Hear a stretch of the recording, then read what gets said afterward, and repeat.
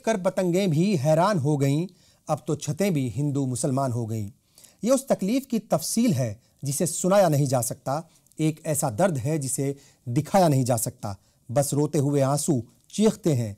एक भीड़ आई थी उधर से जिसने मेरे बेटे को मार दिया, मेरे बाप को मार दिया, बस गाय के नाम पर। आखिर कहां और किस सिमत जा रहा है हमारा मुल्क? आखिर कब रुकेंगी दर्द की ये कहानियां? आइए देखिए हमारी इस खास रिपोर्ट में। आदाब, मैं हूं खुर्शीद और आप सबका इस्तकबाल करता हूं, स्वागत करता हूं आपके अपने प्रोग्राम हमारी आवाज में। गाय माता के लिए आप कल्पना कर सकते हैं कि विनोबा जी उस समय की सरकारों के खिलाफ जीवन के अंत तक वो लड़ते रहे, अनेक बार अनशन किए, गौरक्षा के लिए किए, गौभक्ति के लिए किए। भारत का संविधान भी हमें उसका महत्व समझाता है, लेकिन क्या किसी इंसान को मारने का हमें हक मिल जाता है? क्या ये गौभक्ति है? क्या ये गौरक्षा है?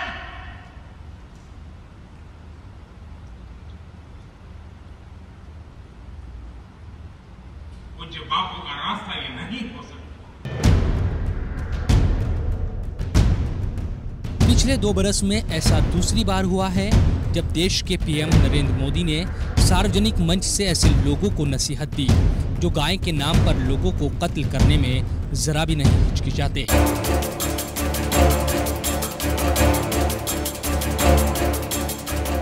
गाय की हिफाजत का नाम देकर इंसानों का खून बहाने का जो चलन मौजूदा दौर में दिख रहा है, वैसा पहले कभी नहीं था।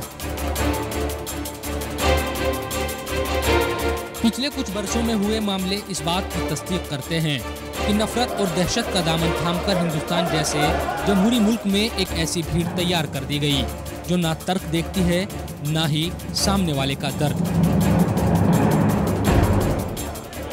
ना हिंदू ना मुस्लिम, वो जालिम बन जाती है और लोगों का खून बहाने में भी उसे कोई हिचक नहीं होती।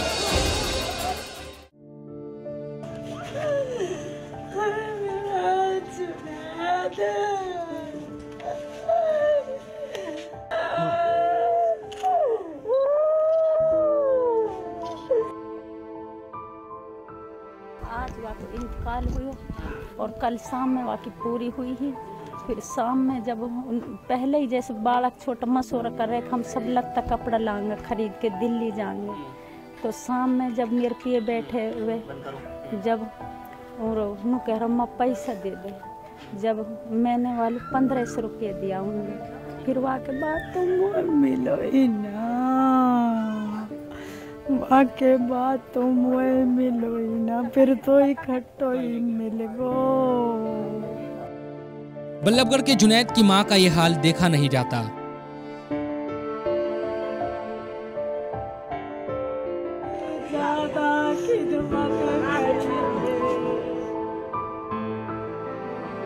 पंद्रह साल के जुनैद को ट्रेन में भीड़ ने चाकू से गोद कर मार दिया, तो वही हालात कश्मीर के डीएसपी मोहम्मद अयूब के घरवालों के भी ज्यादा जुदा नहीं है।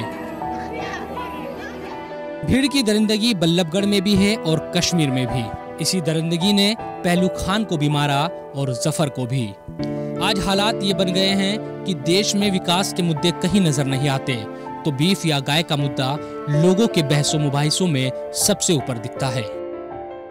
आज ये सुना कि झारखंड में भी ये घटना हो गई, तो ये तो पूरा देश व्यापी ये इस तरह की घटनाएं हो रही हैं। ये बहुत खतरनाक है और बीजेपी की जो सरकारें हैं, जहाँ जहाँ बीजेपी की सरकार है वहाँ इस तरह की घटनाएं हो रही हैं। वो लोगों को उकसा रही हैं इस तरह का काम करने के लिए। वो ये समझते हैं कि ऐसा हम करेंगे तो हमको कोई रोकने टोकने वाला नहीं है। साल 2015 में गौकशी के नाम पर दादरी में अखलाक के कत्ल और इसी साल राजस्थान के पहलू खान के कत्ल के बाद जो बहस शुरू हुई थी, कश्मीर में डीएसपी अयूब और बल्लभगढ़ के जुनैद और झारखंड के अलीमुद्दीन की हत्या ने उसे और ज्यादा गर्म कर दिया है।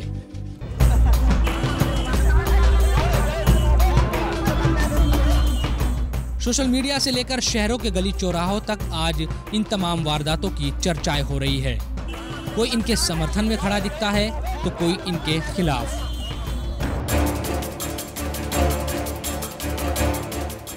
हालांकि ना तो भीड़ के जरिए लोगों के कत्ल किए जाने का सिलसिला रुका है और ना ही ऐसे मुद्दों पर होने वाली सियासत का। पिछले 3 बरस में यूपी से लेकर महाराष्ट्र और झारखंड से लेकर पश्चिम बंगाल तक भीड़ का आतंक हर जगह दिखाई दिया। आजकल तो माहौल ऐसा बन गया है, जो भक्षक है उनको रक्षक कहा जाता है और उसके बाद कोई उसके हिमायत में भी नहीं आए। और बच्चे 15 साल का उम्र का बच्चा है जुनैद, आप उसे अगर हिंदू मुसलमान ना भी देख करके देखें तो एक स्टूडेंट 15 साल का है, उसका कोई भी यूनिफॉर्म हो, कोई भी लिबास हो, कोई भी जुबान हो, कोई भी मजहब हो, वो ट्रेन में बखैरियत सफ़र कर सकता है या नहीं। It's a question of serious question of internal security in this country. आंतरिक सुरक्षा की हम बात करते हैं, सीमा की सुरक्षा की हम बात करते हैं, ये सब हमारे लिए बहुत महत्वपूर्ण है। लेकिन देश को अंदर से खोखला कर देगा अगर देश के एक नागरिक उसके जात पात, धर्म, मजहब, लिबास, पोशाक, खुराक के बनिस्बत उसके खिलाफ अगर भीड़, नफरत का भीड़ इकट्ठा हो जाता है। गौरक्षा या फिर मजहब को बुनियाद बनाकर होने वाली हिंसा की वारदातें लगातार बढ़ती रही। सरकार और पुलिस लगातार सख्ती का दावा जरूर करती रही, लेकिन वेबसाइट इंडिया स्पेंड ने अपनी रिपोर्ट में दावा किया है कि पिछले 7 बरस के दौरान गौवंश से जुड़े मामलों को लेकर हिंसा की 63 घटनाएं हुई, जिनमें से 97% घटनाएं 2014 के बाद हुई है। इन मामलों में सबसे ज्यादा निशाने पर मुस्लिम समुदाय के लोग रहे। मोहसिन शेख से लेकर जुनैद तक ऐसे मामलों की कमी नहीं है जब भीड़ ने कानून को अपने हाथ में लिया और इंसान की जान चली गई। लेकिन क्या भारत जैसे जमहूरी मुल्क में भीड़ के जरिए उठाया कदम किसी भी लिहाज से जायज़ है? ये सवाल इसलिए क्योंकि जब जब इस तरह के वाक़यात पेश आए, जिम्मेदार लोगों ने मजम्मत भरे बयान तो दिए, लेकिन जो सख्ती के साथ एक्शन होना चाहिए था शायद वो नहीं हो पाया। हमारी आवाज में आज हम बात करें कि किस तरीके से भीड़ जमा होती है, गौकशी के नाम पर या फिर दूसरी अफवाहों के नाम पर लोगों को टारगेट करती है, खास लोगों को टारगेट करती है और उन्हें मौत के घाट उतार देती है। क्यों हो रहा है ये सब और किस किस प्रदेश में सबसे ज्यादा घटनाएं हुई हैं, बताएंगे आपको इस ब्रेक के बाद। आप देख रहे हैं हमारी आवाज, कहीं जाइएगा बात, हम बहुत जल्द हाजिर होते हैं।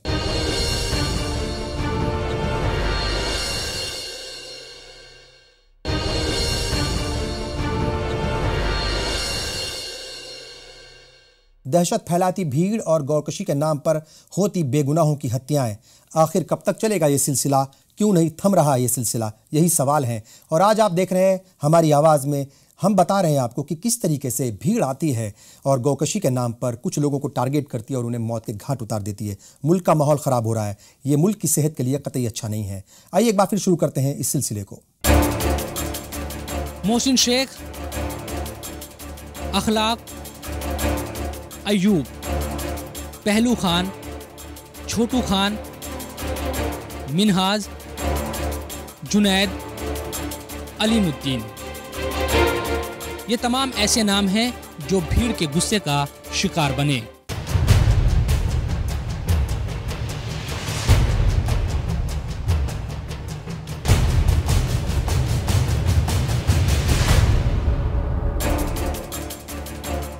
पुलिस और सरकार लगातार दावा करती रही कि वो सख्ती से कदम उठा रही है, लेकिन ये लिस्ट पिछले 3 बरस के दौरान लगातार लंबी होती चली गई। उत्तर प्रदेश, राजस्थान, हरियाणा और झारखंड ऐसे राज्य हैं जहां से वक्त वक्त पर इस तरह की खबरें आती रही, लेकिन गैर बीजेपी शासित प्रदेशों के हाल भी इससे ज्यादा जुदा नहीं रहे।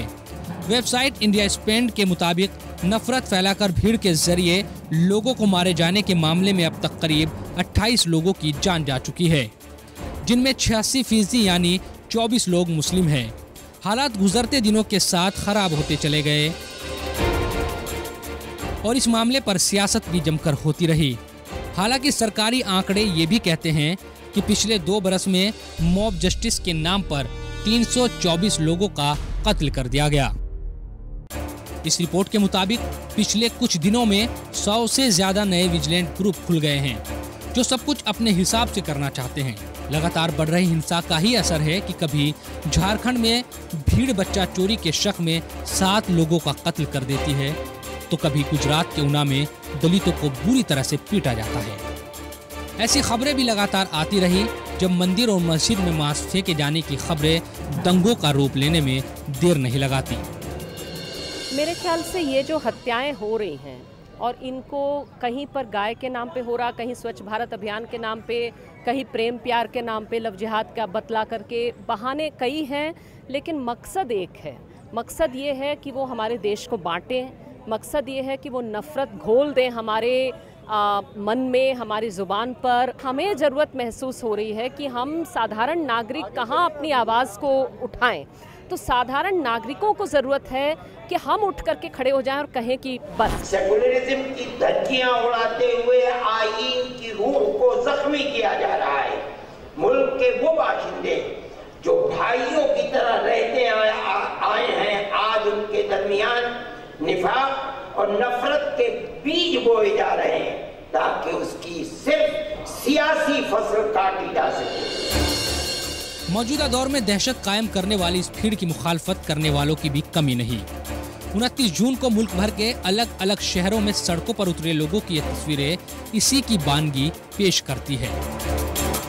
इन्हीं तमाम बढ़ते मामलों को लेकर सामाजिक कार्यकर्ता शबनम हाशमी ने अल्पसंख्यक आयोग की तरफ से मिला अवार्ड भी लौटा दिया। अपना प्रतिरोध दर्ज कराने के बहुत सारे तरीके हैं, उसमें धरना और डेमोन्स्ट्रेशन भी है। कल जो पूरे देश में कार्यक्रम हुआ नॉट इन माई नेम, वो भी एक तरीका है। सड़कों पे उतर जाना भी तरीका है और अवार्ड लौटाना भी एक तरीका है।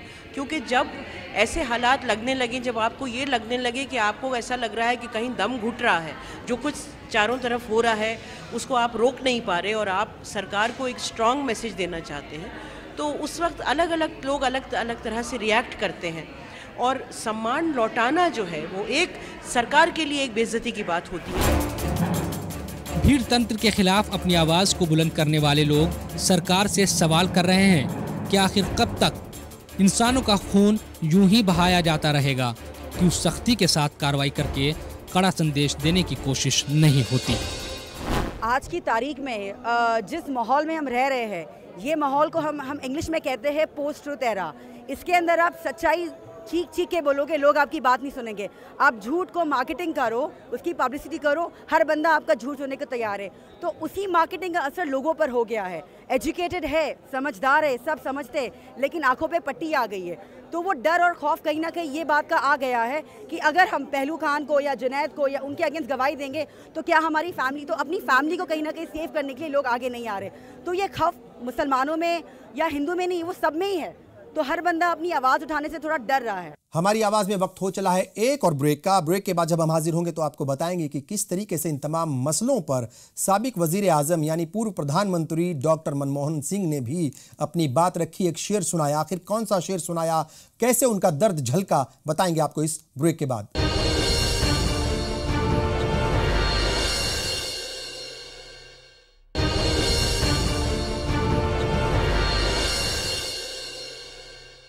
ब्रेक के बाद एक बार फिर आप सभी का इस्तकबाल, स्वागत। आप देख रहे हैं आपका अपना पसंदीदा प्रोग्राम हमारी आवाज़, और आज हमारी आवाज़ में बात हो रही है उस भीड़ की जो इकट्ठा होती है गौकशी के नाम पर, जो जमा होती है बच्चा चुराने के नाम पर, अफवाह फैलाती है और कुछ लोगों को मौत के घाट उतार देती है। आखिर क्यों हो रहा है ये सब, किसकी शय पर हो रहा है और किसको बदनाम करने के लिए हो रहा है, यही सवाल है आज का। मजहब के नाम पर होने वाली इस हिंसा में मर इंसान रहा है।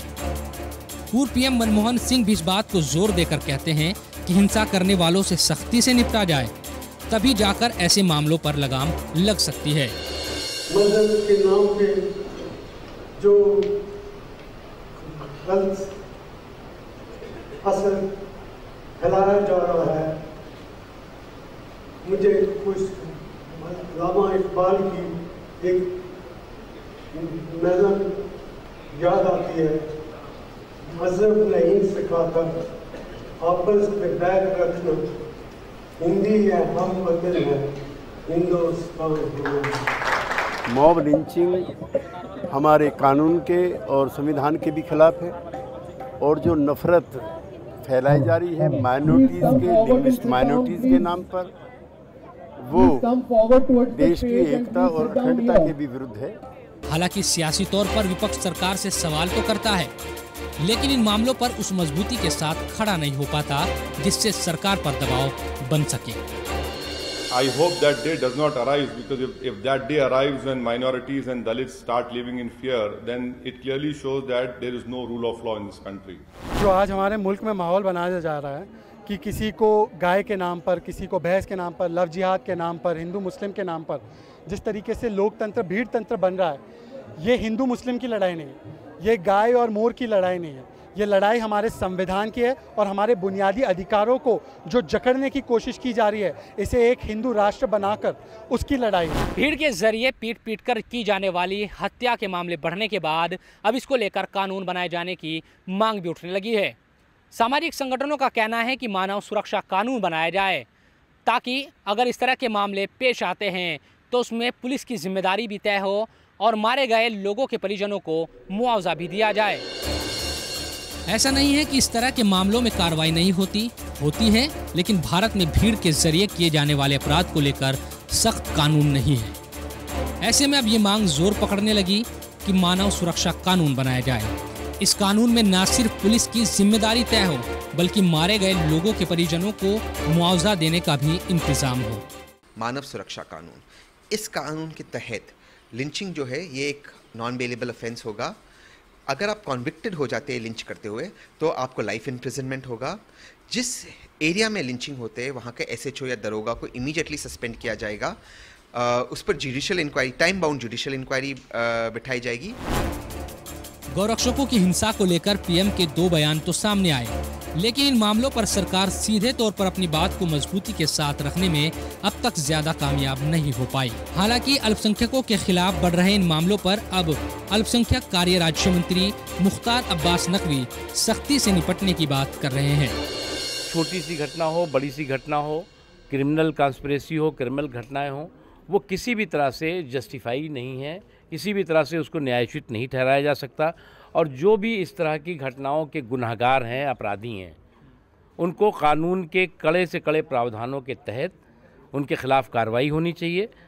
हम जो है वो विकास के साथ विश्वास के माहौल को पैदा करके आगे बढ़ाना चाहते हैं। हम डेवलपमेंट के एजेंडे पर कोई भी डिस्ट्रक्टिव एजेंडा डोमिनेट ना करने पाए, इसके लिए प्रतिबद्ध हैं। और कुछ ताकतें ऐसी हैं जो डेवलपमेंट के एजेंडे पर डिस्ट्रक्टिव एजेंडे को डोमिनेट कराने की कोशिश कर रही हैं। ऐसी ताकतों पर के खिलाफ कार्रवाई होनी चाहिए। सियासी तौर पर आरएसएस की मुस्लिम इकाई समझे जाने वाली मुस्लिम राष्ट्र मंच इन तमाम मामलों को लेकर सरकार का बचाव करती दिखती है। मुस्लिम राष्ट्र मंच का कहना है कि जो लोग गाय या दूसरे मामलों को लेकर मुसलमानों को निशाना बना रहे हैं, उनको लेकर सरकार नरम नहीं बल्कि उनके खिलाफ कार्रवाई होती है। कोई भी अत्याचार हो, किसी भी किस्म का कि बेगुनाह का कत्ल हो या उसके साथ ज्यादती हो, हमेशा प्रधानमंत्री ने और भारतीय जनता पार्टी के संगठन ने हमेशा उसकी भर्त्सना की है। और वो असामाजिक तत्व हैं जो इस किस्म की हरकतें कर रहे हैं, कहीं ना कहीं वो भारतीय जनता पार्टी की सरकार को, नरेंद्र भाई मोदी को बदनाम करने की एक साजिश है। मुल्क तभी तरक्की कर सकता है जब देश में अमन और विश्वास का माहौल हो। यही वजह है कि सरकार भी लगातार विकास और विश्वास की बात करती रही है, लेकिन ये जिम्मेदारी किसी एक की नहीं बल्कि सबकी है कि मुल्क का भाईचारा कायम रहे और किसी भी इंसान की जान इसलिए ना जाए क्योंकि उसका ताल्लुक किसी एक ख़ास मजहब से है। वैसे तो कहा जाता है कि भीड़ का कोई चेहरा नहीं होता, लेकिन इस कातिल भीड़ का चेहरा भी है और शक्ल सूरत भी। समाज को इस भीड़ का मकसद और चेहरा पहचानना होगा, क्योंकि जान लेने वाली ये भीड़ ना आपको देख रही ना हमें। हिंदुस्तान की तहजीब और भाईचारे की मिसाल दुनिया देती रही है। गंगा जमुनी रिश्ता हमारे मुल्क की पहचान रहा है, लेकिन इसे तोड़ने की कोशिश हो रही है।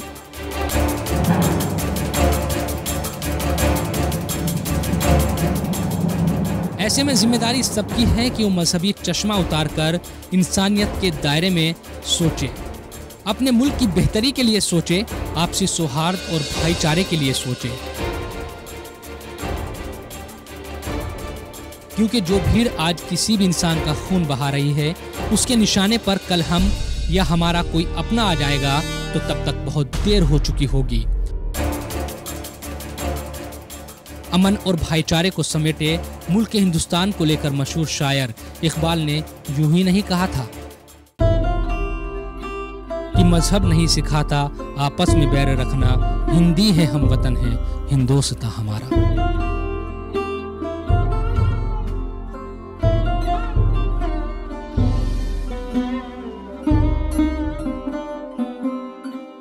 गाय माता के लिए आप कल्पना कर सकते हैं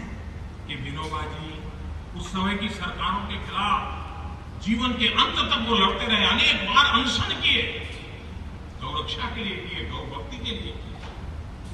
भारत का संविधान भी हमें उसका महत्व समझाता है, लेकिन क्या किसी इंसान को मारने का हमें हक मिल जाता है? क्या ये गौ भक्ति है? दादरी की तंग गलियों से अखलाक का रिश्ता लहू, गुजरात के अयूब, हिमाचल के जाहिद, मेवात की सड़कों को लाल करता हुआ बल्लभगढ़ के रास्ते पहुंचा, जहां जुनैद की धड़कती धमनियों को खामोश कर दिया। बिहार की सड़कों पर मिनहाज की रूह इंसाफ मांगती है अपनी मौत का, तो झारखंड में अलीमुद्दीन का जलता घर कुछ आंसू मांगता है हुकूमत से कि रोकिए इस बेलगाम, बेदर्द भीड़ के हाथों मौत के इस सिलसिले को, वरना इंसानियत ही मर जाएगी। और अब चलते चलते पूरे मुल्क के लिए एक शेर, एक हो जाएं तो बन सकते हैं खुर्शीद मुबीन, वरना इन बिखरे हुए तारों से क्या बात बने। बात वाकई ही बहुत संजीदा है, बहुत गंभीर है। अगर ना होती तो शायद वजीर आजम यानी प्रधानमंत्री नरेंद्र मोदी को बार बार इस मुद्दे पर नहीं बोलना पड़ता। जरा सोचिए और संभलिए। आपने प्रोग्राम देखा, आप सबका बहुत बहुत शुक्रिया। आदाब।